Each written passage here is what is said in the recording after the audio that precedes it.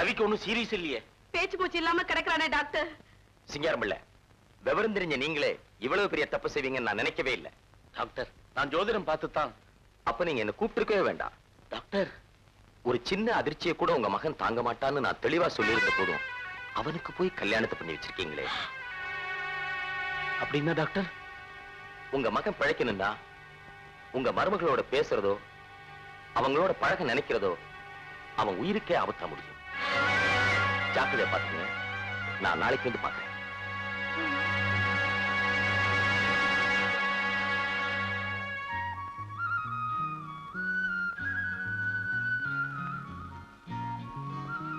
கெட்டதுலயும் ஒரு நல்லதுன்னு சொல்லுவாங்க. மனசால ஒருத்தரை நினைச்சேனா உடலால இன்னொருத்தருக்கு எப்படி மனைவியா இருக்க முடியும்னு அழுது உருகின. அப்படிப்பட்ட ஒரு துர்ப்பாக்கிய நிலையில இருந்த கடவுள் தான் என்னை காப்பாத்தினாரு. நல்லபடியா அவர் குணமாகட்டும். அதுக்கு முன்னால என் உயிர் போயிடணும். கடவுளே, நினைச்சபடி வாழத்தான் முடியல, சாகவாவது விடு.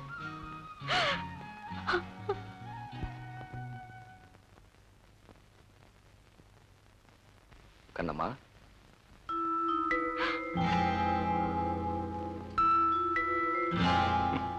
பாண்டி, நீயா இங்க எதுக்கு வந்த?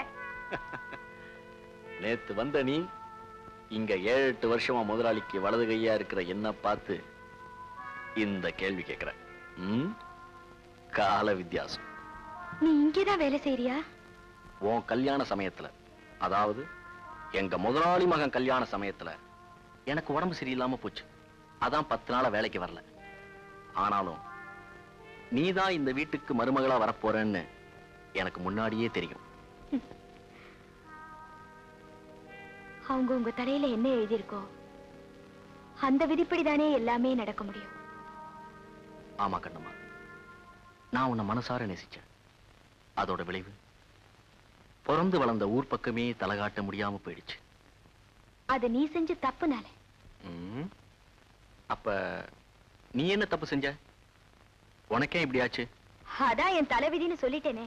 இல்ல கண்ணம்மா, சில பேருக்கு வாழ்க்கை தானாவே நல்லபடியா அமைஞ்சிடுது. சில பேர் கஷ்டப்பட்டு நல்ல வாழ்க்கையை அமைச்சுக்கிறாங்க. என்னடா இப்படி ஆயிடுச்சேன்னு கவலைப்படாத. உனக்கு ஒரு நல்ல வாழ்க்கைய நான் அமைச்சு தரேன். அடச்சி, உனக்கு இன்னும் அந்த எச்சக்கலை புத்தி போகல. ஒருத்த சாப்பிட்ட பிறகுதான் ஒரு இலை எச்சலையா மாறும். தலைவாழை இலை போட்டு முக்கணிகளும் பரிமாறி வச்சிருக்கிற புது இலையில இன்னும் யாரும் சாப்பிடலையே, அது எப்படி எச்சலையாகும்? நிறுத்துவோம் அசிங்கமான பேச்ச. மறுபடியும் ஒரு தடவை நீ என்கிட்ட இந்த மாதிரி பேசினே, ஒரு நிமிஷம் கூட இந்த வீட்டுல நீ இருக்க முடியாது. உத்தரவு முதலாளியம்மா, கொஞ்சம் நிக்கிறீங்களா? ஒரு தரம் உங்களால ஊர் பக்கம் தலை காட்ட முடியாம போயிடுச்சு. இன்னொரு தரம் உங்களால என் வேலை போனாலும் எனக்கு சந்தோஷம் தான்.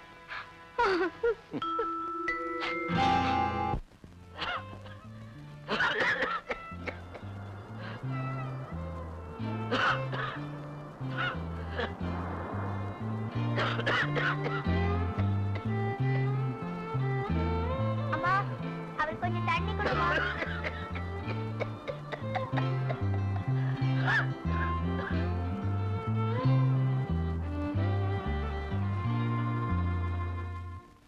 ஏம்பா, பாவம் அந்த பாண்டி மூக்கு மொழியுமா கொழு கொழுன்னு சும்மா சீம பண்ணி மாதிரி இருப்பான். அவனுக்கு உன் தங்கச்சியை கொடுக்க மாட்டேன்ன. இப்ப என்ன ஆச்சு? இப்ப என்ன ஆச்சு? அவ சீமா வீட்டு மருமகளா இருக்காடா. உங்க பாண்டி டிரைவர் வேலை செஞ்சுட்டு இருக்கிற வீட்டுக்கு அவதான்டா எஜமானி அம்மா. உங்க பாண்டி மாச சம்பளத்துக்கு அவகிட்ட தான்டா கையேந்தி நிக்கணும். கிழிச்ச பணம் இருந்தா போதுமாப்பா, உன் தங்கச்சியோட தாலி நிலைக்க வேண்டாம். சும்மா கத்தாதப்பா. உன் தங்கச்சியோட புருஷனுக்கு மூளையில ஏதோ வியாதியாம். இன்னும் 3 மாசமோ 4 மாசமோ உயிரோட இருந்தா அதே பெரிய அதிசயமா. ஆமாப்பா, சந்தேகம் வந்தா உன் சம்பந்திட்டே போய் விசாரிச்சு பாரு. என்னங்க?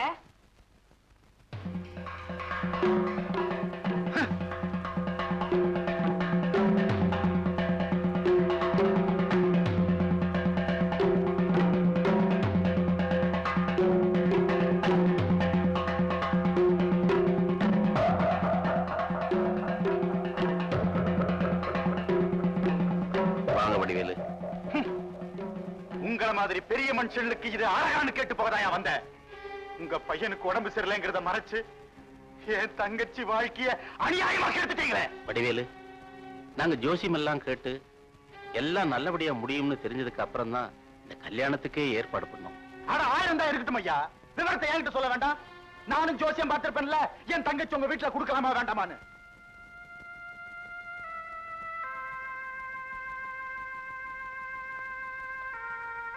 வடிவேலு, கொஞ்சம் இப்படி வா. கொஞ்சம் பொறுமையா இரு. இப்போ நீ கலாட்டா பண்ணி என்ன புண்ணியம்? ஏன்பா பாண்டி, ஒரே ஊர்க்காரனா இருந்துகிட்டு விவரம் தெரிஞ்சு என்கிட்ட ஒரு வார்த்தை சொல்லாம இருந்துட்டியே. நான் என் தங்கச்சி எப்படி எல்லாம் வளர்த்தேன் உனக்கு தெரியாதா? ஏதோ நடந்து போச்சு. பெரிய பெரிய டாக்டர்லாம் வச்சு கவனிக்கிறாங்க. சீக்கிரமே குணமாயிடும்பா. உன் தங்கச்சி கூப்பிடட்டுமா? அவ முகத்தை நான் எப்படிப்பா பார்ப்பேன்? கடைசியில இப்படி ஆயிடுச்சு. ஏதாவது ஏடா கோடமா நடக்கட்டும், இங்க 2 கோயிலும் ஜாக்கிரதை.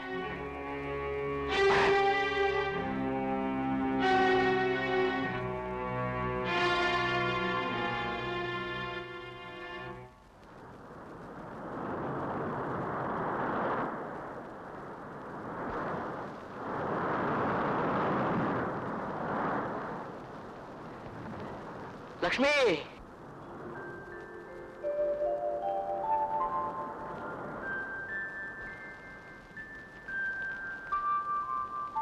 முத்து, இது என்ன கோலம்? சன்னியாசி மாதிரி. பந்த பாஸ்த உதவி தள்ளுறதாமா சன்னியாசியாக முடியும். என்னால் அது முடியலையே. லக்ஷ்மி, கண்ணம்மா நல்லா இருக்காளா? என்ன லட்சுமி? அதை ஏயா கேக்குற? உன்னையும் அவளையும் பிரிச்சு வச்ச விதி அதோட விடல, அதுக்கு மேலையும் பழி வாங்குது. இன்னைக்கோ நாளைக்கோன்னு இருக்கிற பையனுக்கு கல்யாணம் பண்ணி வச்சா உடம்பு குணமாயிடும்னு ஜோசியம் சொன்னாங்களா? கண்ணம்மாவை பலி கொடுத்துட்டாங்க. அட கடவுளே. வாயா வீட்டுக்கு போலாம். இல்ல லட்சுமி, மறுபடியும் என்னோட கூட்டுக்குள்ள அடைக்காத. இந்த பரந்த உலகத்துல நிம்மதி தேடி நான் அலைஞ்சுக்கிட்டு இருக்கேன். அது கிடைக்கலனாலும் இப்படி அலைகிறதுல ஒரு சுகம் இருக்கு. நான் வர்றேன்.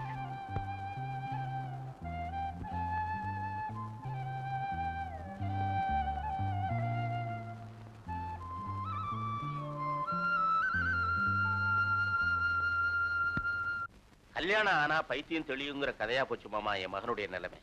கவலைப்படாத சிங்காரம், எல்லாம் நல்லபடியா நடக்கும். ஆண்டவன் மேல பாரத்தை போட்டு வார ஏழைகளுக்கு அன்னதானம் பண்ணு. அந்த புண்ணியம் உன்னை காக்கும்.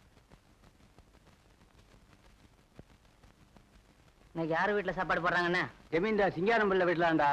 அவர் புள்ள இன்னைக்கே நாளைக்குன்னு இருக்கிறதுனால 1000 ஏழைகளுக்கு அன்னதானம் செய்கிறாராம். நாம அங்க போலாமா? வேண்டாம்ப்பா, நீ அங்க போறது அவ்வளவு நல்லதில்லை. முத்தையாவை போனா தானே தப்பு. கண்ணம்மாவை பாக்குறதுக்காக 1000 பிச்சைக்காரங்கள் ஒரு பிச்சைக்காரனா போகலாமே. ஆமா.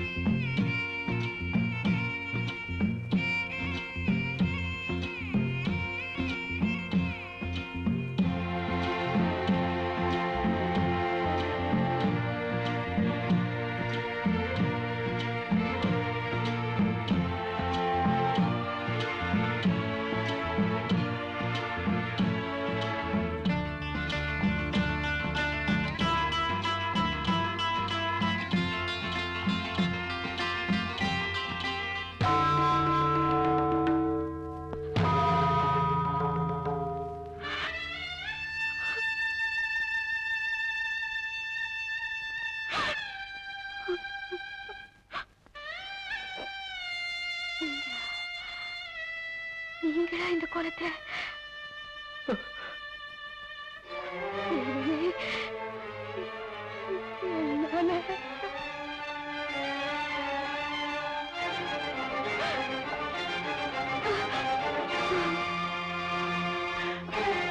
கண்ணம்மா கண்ணம்மா கண்ணம்மா கண்ணம்மா கண்ணம்மா கண்ணம்மா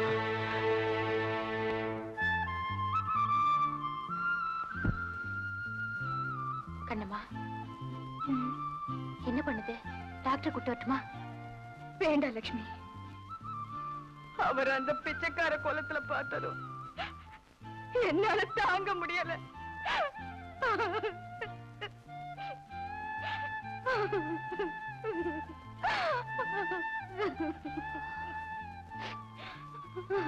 என்ன இருந்தாலும் வெளிப்படையா அவன் உணர்ச்சிகளை நீ காட்டிட்டு இருந்திருக்க கூடாது.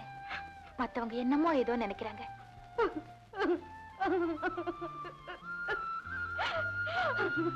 கண்ணம்மா, மனசை அமைதிப்படுத்திக்க, சூழ்நிலையை புரிஞ்சுக்க. நான் வேற என்ன சொல்ல?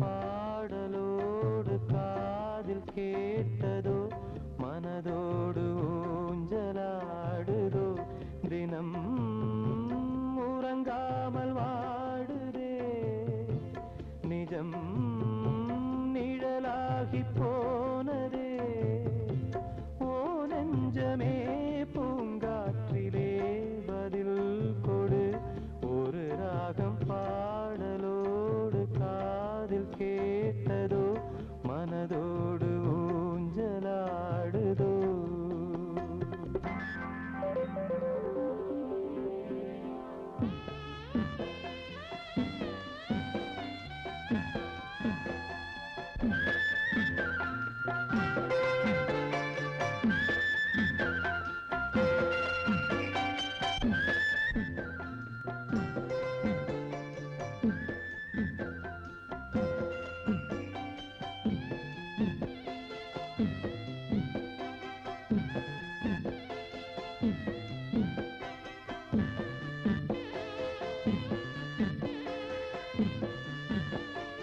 எங்கே சென்ற போதும் மனம் போல வாழ்க வாழ்க, ஏழை நெஞ்சின் பாடல் உனை சேர வேண்டும் வாழ்க, ஏழை எந்தன் பேராம், சோகம் எந்தன் ஊராம், ஊரை பார்த்து போகிறேன், அநாதையாக போகிறேன், என் உள்ளம் என்றும் உன்னை பாடுமே, ஒரு ராகம் பாடலோடு காதில் கேட்டதோ, மனதோடு ஊஞ்சலாடுதோ.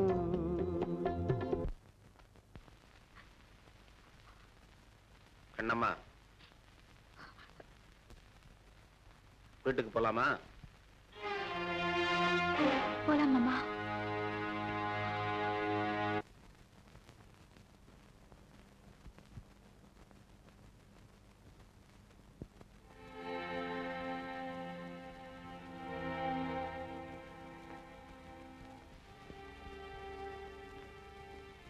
கூப்பிட்டீங்களா மாமா? ஆமா கண்ணம்மா, கல்யாணத்தை செஞ்சு வச்சாதான் என் மகனுக்கு உடம்பு குணமாகும்னு ஜோசியர் சொன்னதுனாலதான் இந்த கல்யாணத்தையே நடத்தி வச்சேன். உன் வாழ்க்கையை பாழாக்கணுங்கிற எண்ணம் எனக்கு இல்ல மாமா. நான் அப்படி நினைக்கவே இல்லை. நல்லதோ கெட்டதோ, இனிமே இது உன்னுடைய வீடு. இந்த வீட்டினுடைய பரம்பரை கௌரவம் பெருமை எல்லாமே இப்ப உங்க கையில தான் இருக்கு. இந்த குடும்பத்துக்கு தீராத பழி எதுவும் உன்னால வந்துடக்கூடாது. அப்படிலாம் சொல்லாதீங்க. என் உயிரே போனாலும் சரி, இந்த குடும்பத்துக்கு ஒரு கெட்ட பேர் வர்ற மாதிரி சத்தியமா நான் நடந்துக்கவே மாட்டேன்.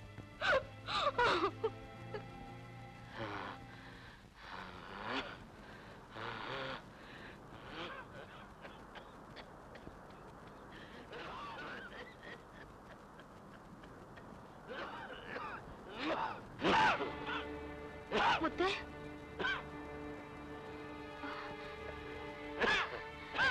உடம்பு நெருப்பா கொதிக்குதே. முத்து முத்து. லக்ஷ்மியா? ஆமாயா. மெதுவா எந்திரியா, வீட்டுக்கு போலாம். வாயா. மெதுவா மெதுவா.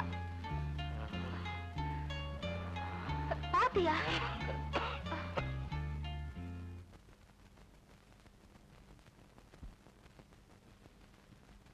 கடுமையான காய்ச்சலம்மா. பாவம் இந்த புள்ள. பேசாம அந்த வடிவேலு இதுக்கும் கண்ணம்மாவுக்கும் கல்யாணம் பண்ணி வச்சிருந்தா எவ்வளவோ நல்லா இருந்திருக்குமே. நீ கொஞ்சம் சும்மா இருமா. வைத்தியா, உயிருக்கு ஆபத்து இல்லையே? அதெல்லாம் ஒண்ணும் இல்ல, கவலைப்படாதீங்க. இப்போ ஒரு பொடி தர்றேன், அதை 3 வேளை கொடுங்க. கொஞ்சம் மருந்து எழுதி தர்றேன், அதை டவுன்ல போய் வாங்கிட்டு வந்துருங்க. புதுசா மருந்து அரைக்கணும், குணப்படுத்திடலாம்.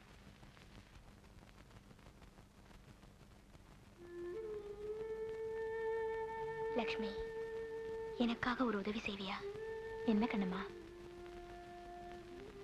அவரை எங்க இருந்தாலும் தேடி கண்டுபிடிச்சு நான் சொல்றத சொல்லிட்டு வருவியா? என்ன சொல்லணும்? அவரை கல்யாணம் பண்ணிக்க சொல்லு. நல்லபடியா குடும்பம் நடத்த சொல்லு. அவர் நல்லா இருந்தா அந்த நினைவே எனக்கு போதும்.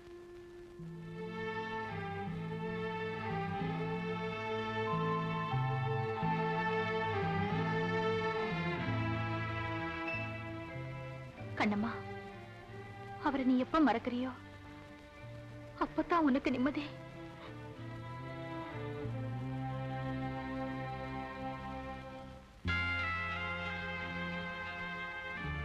அம்மா. என்னம்மா? வைத்தியர் வந்தாரம்மா. ஏதாவது ஆரம் கொடுத்தியா? பார்த்தாருமா, கஞ்சிதான் கொடுக்க சொன்னார். கொடுத்தேன். குடிச்சதை அப்படியே வாந்தி எடுத்துருச்சு. லக்ஷ்மி, எனக்கு என்னவோ பயமா இருக்குமா.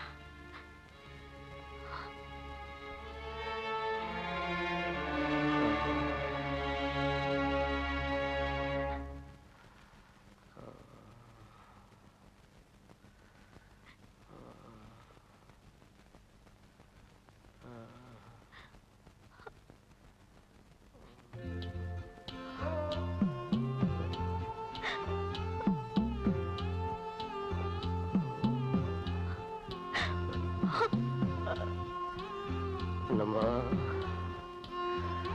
கண்ணம்மா,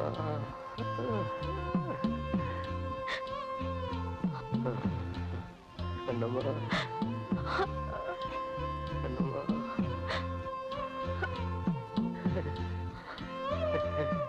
கண்ணம்மா, கண்ணம்மா, கண்ணம்மா, கண்ணம்மா, கண்ணம்மா,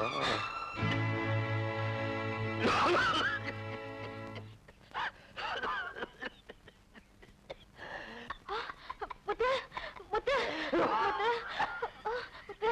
ஐயோ, தம்பி, என்னப்பா பண்ணுது? தம்பி, முத்து.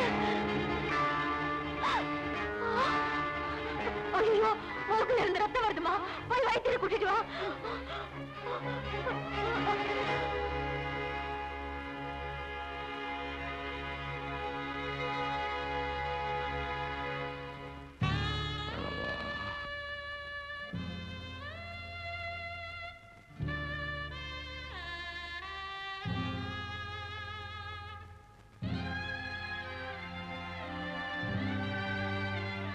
கண்ணம்மா,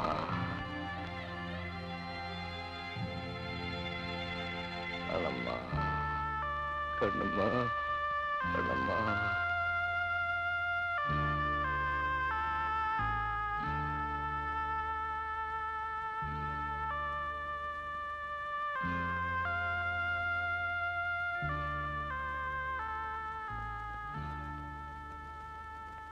அம்மா, இன்னைக்கு ராத்திரி மேல தாங்காது.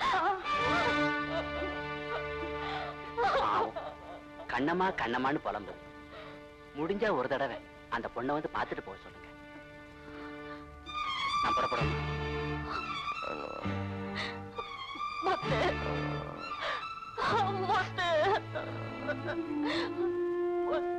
லட்சுமி, நம்ம கையில என்னம்மா இருக்கு? முடிஞ்சா ஒரு தரம் கண்ணம்மாவை வந்து பார்த்துட்டு போ சொல்லுமா. ஒரு தடவையாவது பார்த்தா இந்த ஆத்மா சாந்தி அடையுமா.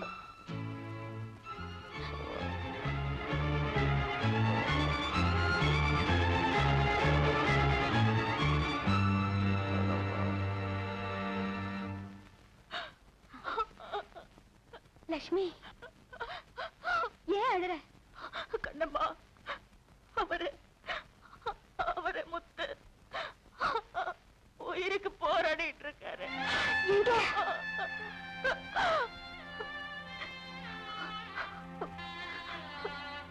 என் வீட்டுலதான் இருக்காரு. அது நான் உன்கிட்ட சொல்லல. 10 நாளைக்கு முன்னால நினைவில்லாம கடற்கரையில கிடந்தாரு. வீட்டுக்கு தூக்கிட்டு வந்து வைத்தியம் பார்த்தேன். ஒரு பிரயோஜனமும் இல்ல. லட்சுமி, ஒரு வார்த்தை கூட நீ என்கிட்ட சொல்லலையேடி.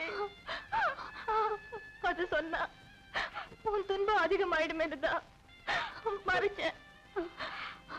எனக்கு ராத்திரிக்கு மேல தாங்காதுன்னு வைத்தியம் சொல்லிட்டாரு. லட்சுமி,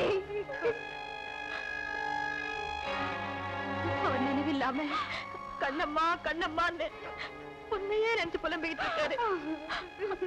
சாகிறதுக்கு முன்னால ஒரு தடவையாவது உன்னை பார்த்தா அவருடைய கடைசி ஆசை நிறைவேறும், ஆத்மா சாந்தி அடையும். ஊட்டிக்கிட்டு வாடின்னு அம்மா சொன்னாங்க. கடவுளே, நான் எப்படி இங்க இருந்து போவேன்?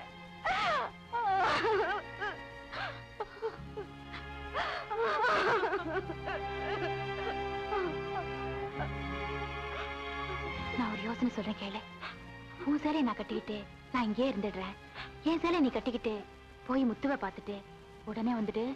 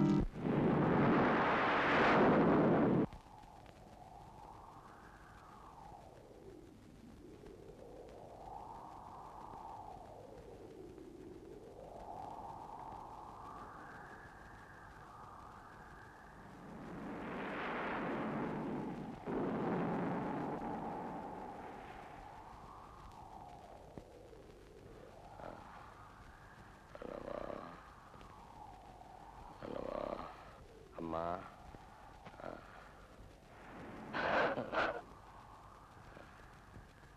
என்னப்பா? லட்சுமிங்க கண்ணம்மாவை கூட்டிட்டு வர போயிருக்குப்பா. அத பார்த்தாலாவது உன் மனசு கொஞ்சம் ஆறுதலா இருக்குமேன்னு கூட்டியாரு சொன்னேன். தண்ணி எல்லாம் குடிக்க கூடாதுப்பா. இரு, சூடா கஞ்சி வச்சு கொண்டு வரேன். கூடாது. இந்த நேரத்துல கண்ணம்மா என்ன பார்க்க வரக்கூடாது. பார்க்க வரக்கூடாது. அவ வரும்போது நான் இங்க இருக்க கூடாது. அவ வாழ்க்கையில சிக்கல் வர்றதுக்கு நான் காரணமா இருக்க கூடாது. இருக்கவே கூடாது. வேலைக்காரன் நாயை குளிப்பாட்டி நடுவீட்டுல வச்சா என் குடும்பமானமே போச்சு. பாண்டி, அவ எங்க போயிருந்தாலும் தேடி கண்டுபிடிச்சு அவ அண்ணன் வீட்டுல விட்டுடு.